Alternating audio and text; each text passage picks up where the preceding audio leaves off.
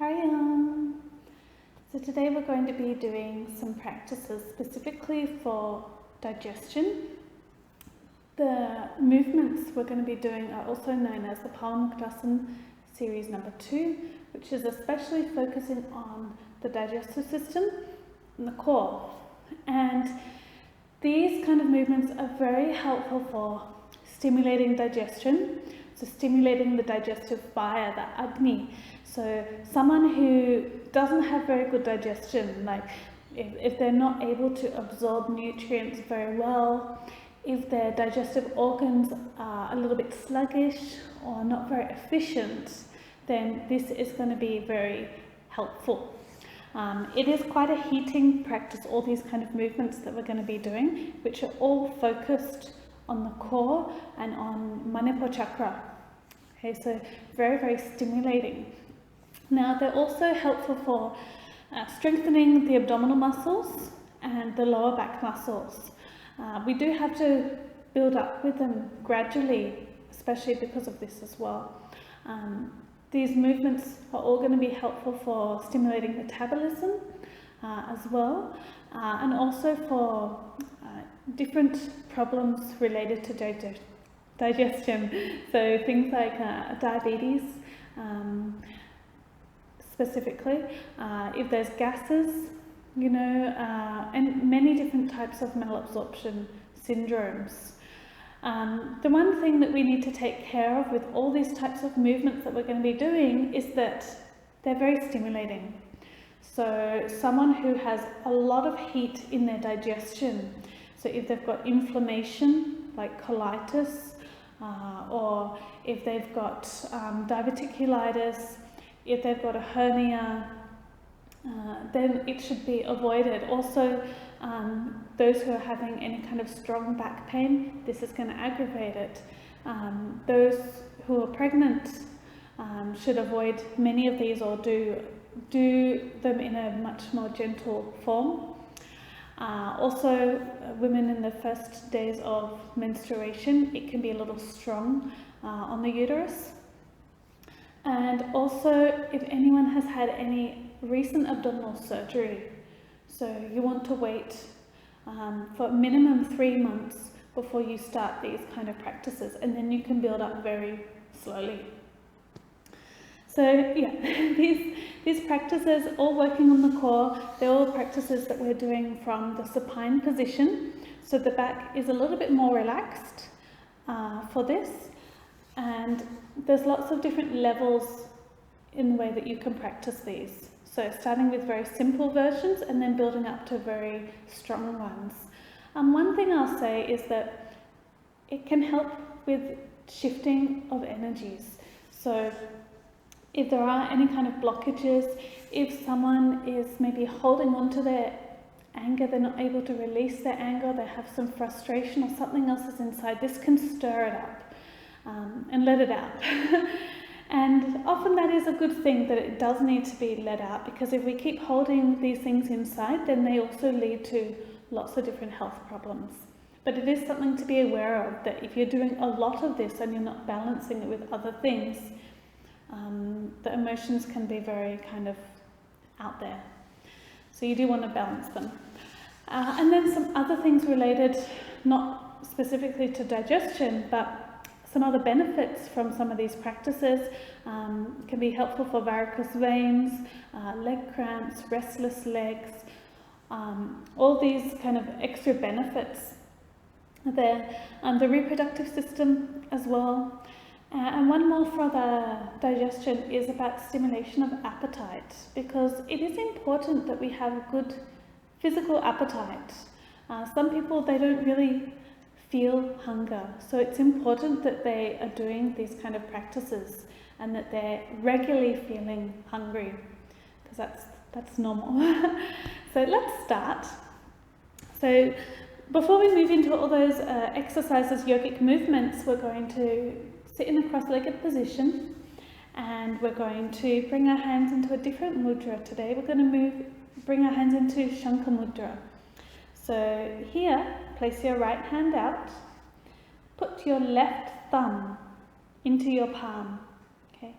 Then bringing your fingers over, so your right fingers over, wrapping your lower hand under your left hand, and you want your thumb of your right hand to be touching your index and your middle finger. Okay, so this is Shankar Mudra, and you can rest it in your lap. So this is helpful for digestive system.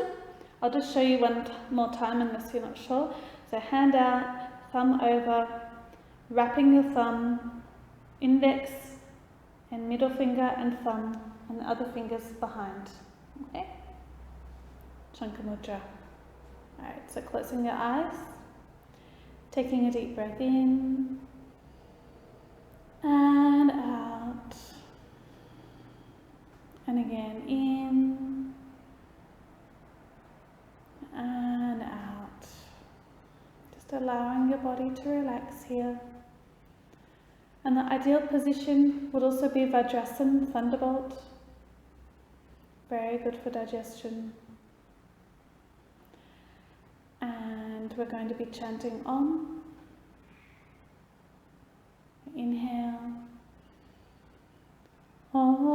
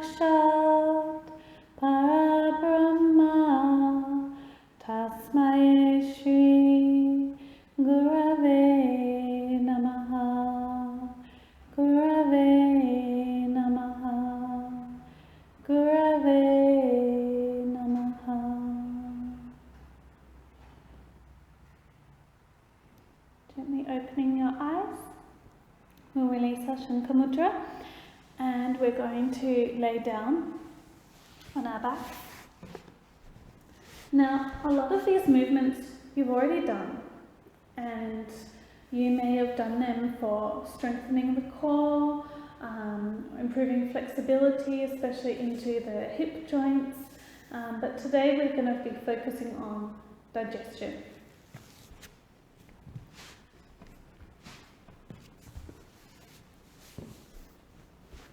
So laying down on your back, we're going to start. The first one is Uttanpadasana, the raised leg pose, and we're going to practice it as a movement. So exhale, inhale slowly raising your right leg up, and exhaling lowering it down. Now we've already gone through the variations here for this movement that you can begin with, and then eventually, you can continue this at your own pace here, eventually they'll be able to do it with the leg straight and this leg straight. You can try the other options if you want, having the knee bent. This was another option. There were many. But eventually this is what we're aiming for. We'll go to the other side. So inhaling up, exhaling down. Continue with the breath.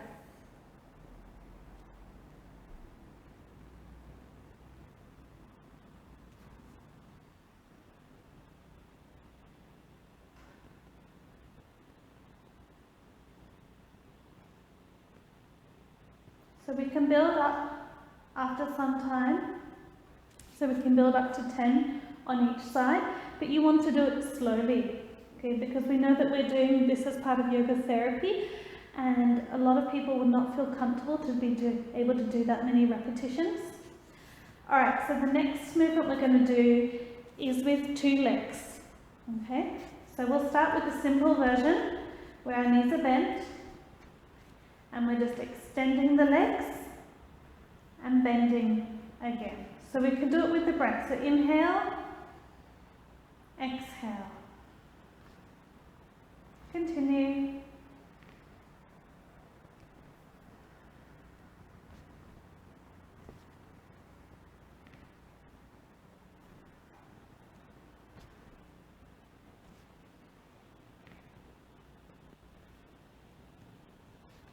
Okay, now we're going to do the regular version, which is going to be stronger on the core. So if you want, you can put your hands underneath your body to make it a little bit easier and to help your back. Now exhale, inhale slowly, exhale down.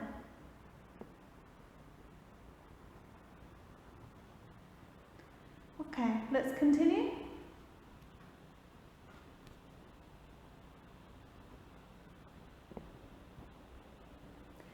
Now, of course, everyone wants to do it fast because it's easier. And you can do it a little faster to begin with, but then eventually you want to be slowing it down.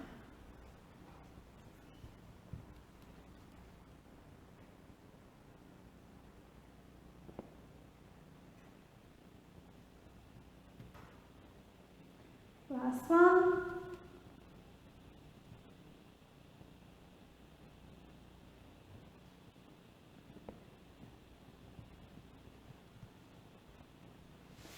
And relax. So this is the raised leg pose, Uttanpadasana. We've done it with one leg, then two legs as a movement. Of course, maintaining the position is also going to be helpful for digestive system. Now we're going to move into the leg rotation, which we've also done, where we inhale, raising our leg up, exhaling and slowly rotating. And basically you're going to do one movement, one rotation with one breath. We've also talked about all the different variations, like having the knee bent, or this bent, everything bent or straight. But then eventually we want to have both legs straight, which is going to be a little stronger. We'll go the other way.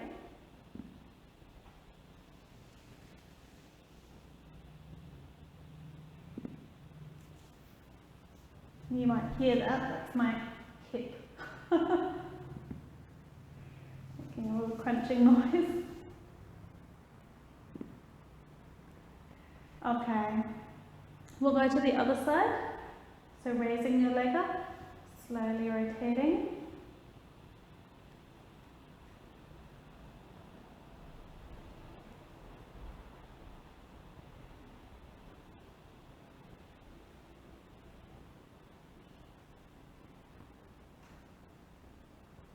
And as I've said previously, it might be that you just do one rotation, then rest, and then go back. Let's go the other way. Again, remember you can have the hands underneath.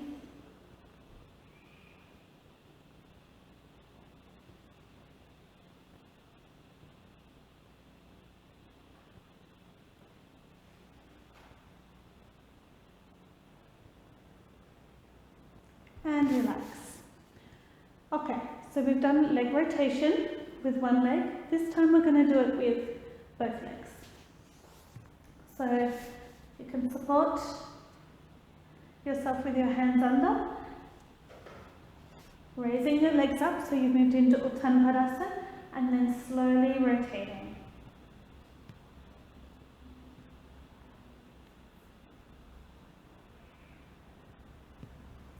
You can decide how big the circle is going to be. It might just be really small to begin with, and eventually it may be very large. We'll go the other way.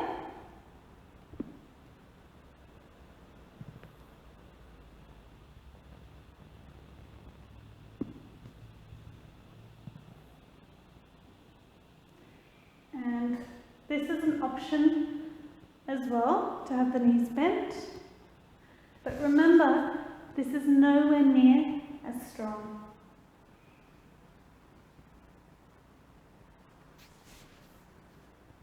Okay. Lowering your legs down. Just take a breath in and out. relax your belly. The next movement we're doing is the cycling. We've also done some of the variations here. So we're going to start with our right leg, just with one leg. So again, you can use the breath as you do the movement. Remember these other options we've got to make it a little bit simpler.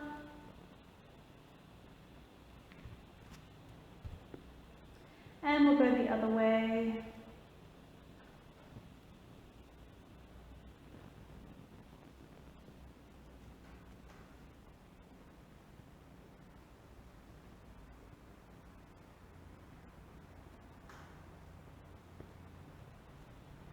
Relax. We'll move to the other side.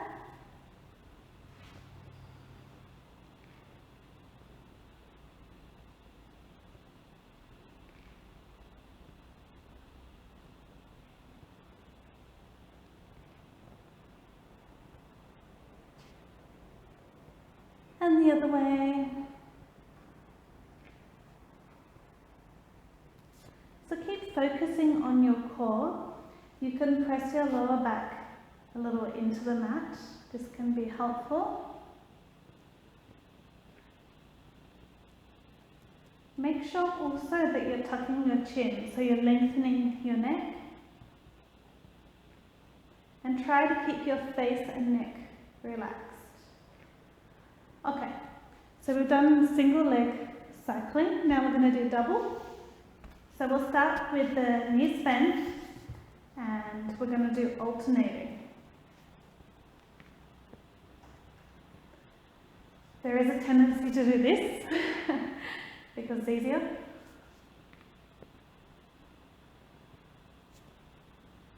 But we want to try and keep it nice and slow. And the other way.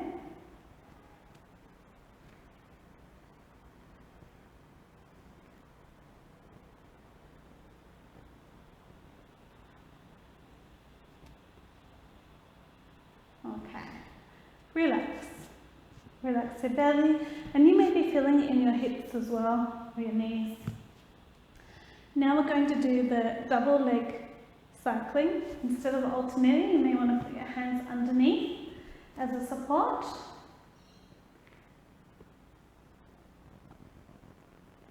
So we can build up to this.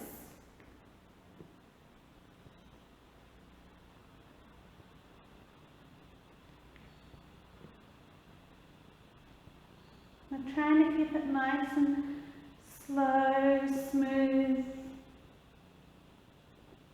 And the other way.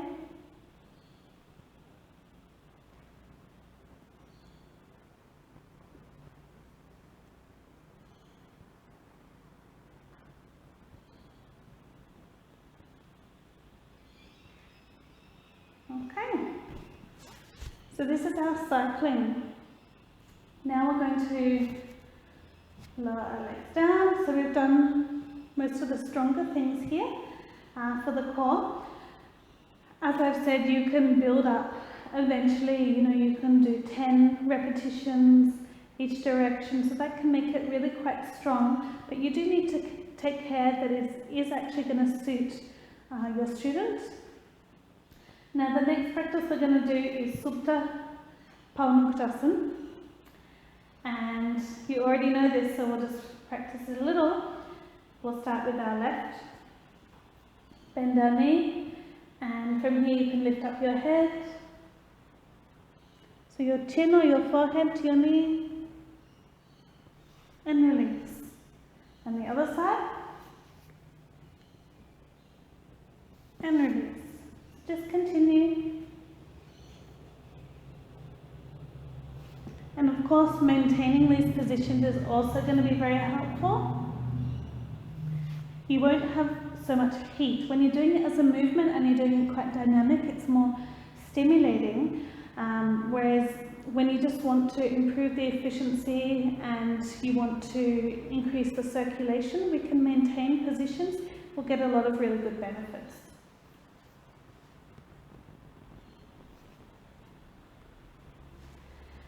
And especially if you don't want to have that heat, like someone who has a tendency to inflammation, a tendency towards diarrhea, then you'll do less of the movements and more of the holding of the positions in a comfortable, relaxed manner.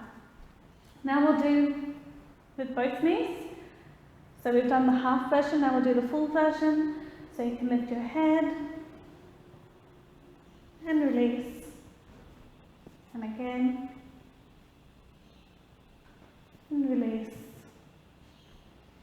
And again. And release. Okay. So we've done Supta Pawanmuktasana as a movement, and definitely maintaining it will be really great too. Now we're going to do Supta Udakarsanasana, which is our knee movement type 2, which we've done before, also known as the sleeping abdominal stretch pose. So bringing our feet apart, arms over your head. Now slowly bringing the right knee down towards the left and press. So you're pressing your left leg against your right. So you would have seen this as an option for the master cleanse as well. And release. And again, the other knee, so the left knee towards your right foot, pressing your right leg against your left, and release. Press, and release. Press, and release. One more time on each side, so press, release, and I do it on an exhale, so exhale and press, inhale, relax. Alright, so this is our Supta Udakarsanasana. Now we've also got another Pawanmuktasana which I forgot to add, which is the Jula version, where we're doing rocking and rolling of Pawanmuktasana. So here you can hold your knees and you're moving to the side, okay, and the other side. So this is also really nice for massaging the back.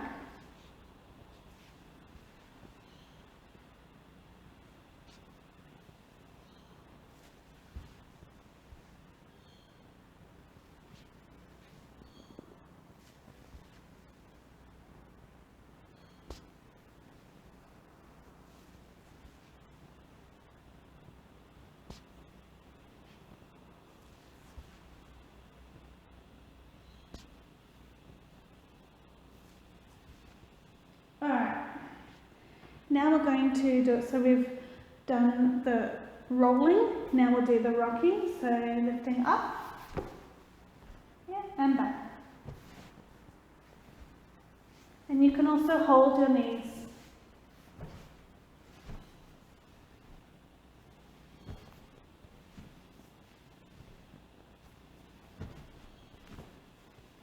So whichever option, below the knees or behind the knees. It can be a little easier to have the hands behind, so whichever option you prefer. So this is our rocking and rolling. And we might just come up to sitting, because I just want to show you another movement. It's not from this series of Pawanmuktasana 2, but it's very similar to what we've just done here, and I find it a really nice warm up for the back. And nice stretch. So here what we're doing is we're going to cross our legs and we're going to hold our big toes, okay? And we're going to be laying down on our back and stretching our legs above our head, kind of like when we do Halasana plow. So you can watch the first one. Okay, so we're coming back, extending the legs. So my legs are crossed over still. And coming back. So you can try.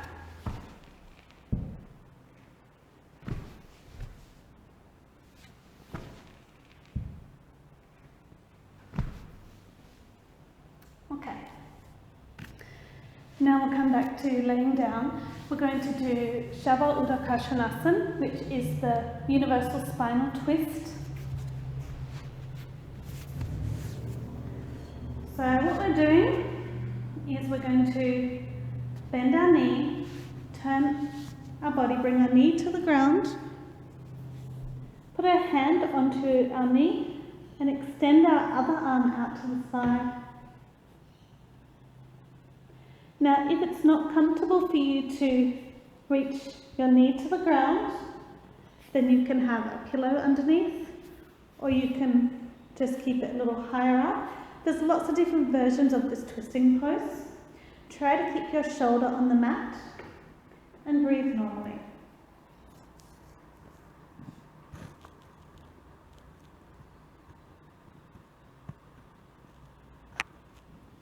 And releasing. So again, bending your knee, and you can put your foot on your knee if you prefer. Slowly bring your knee onto the ground, your arm outstretched. And breathe normally, and just relax.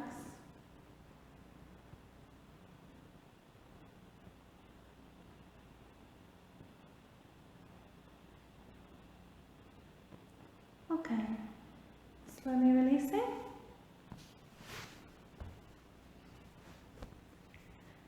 Now, the last one we're going to do is Nalkasan.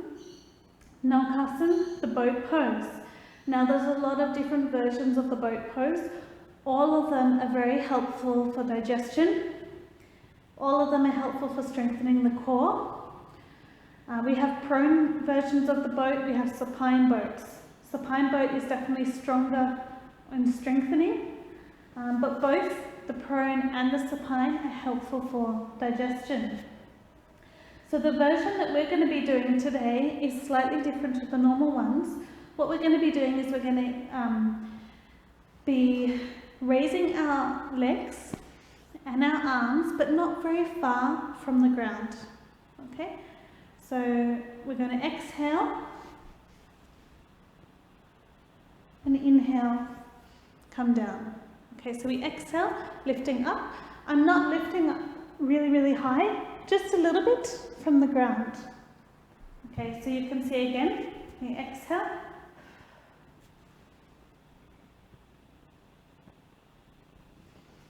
Inhale, release. Okay. Some people like to do it on an inhalation. You can do that if you prefer. What's important is that you don't strain your neck. There is a tendency to do that. So just go at your pace, hold it for as long as it feels comfortable. One of the benefits of Nalkasan, this version of Nalkasan, is that everything is getting tensed at the same time. So it's actually really nice to do before you do Shavasana, because it just allows that relaxation to be much deeper. So let's do a couple more rounds.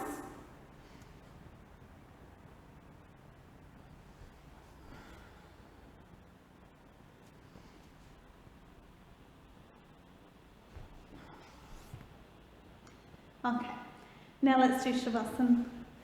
So bring your feet apart, arms away from your body, closing our eyes, taking a deep breath in and out, and just allowing your body to relax. Relax your face, all the muscles of your face, your eyes, nose, mouth, and jaw. Relax your neck and throat, your shoulders, upper back, chest, upper arms, elbows, forearms, wrists and hands. Relax the middle of your back and your lower back. Relax your abdomen, your whole belly. Feel it relax. Relax your pelvis, your hips, your bottom, your thighs, your knees, calf muscles, shins, ankles, and feet.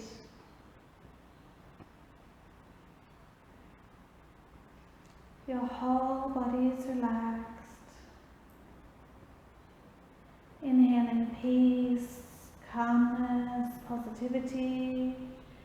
Exhaling any stress, any tension, any negativity. Feel the whole body relax with every breath that you take.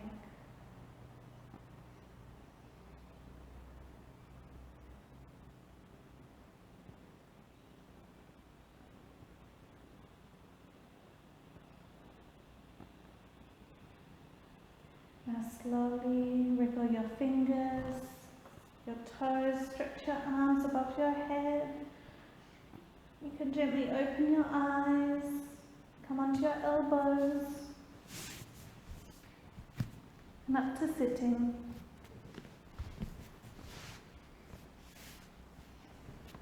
We might sit in Vajrasana now.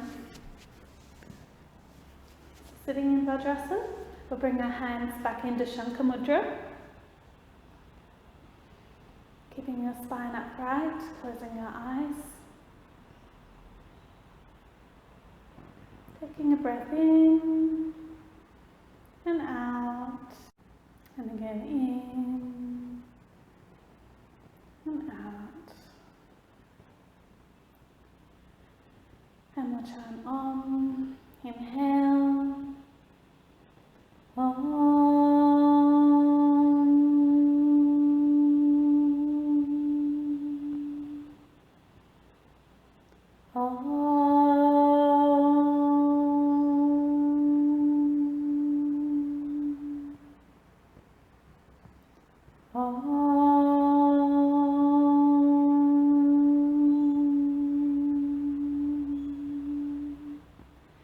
Om Shanti Shanti Shanti.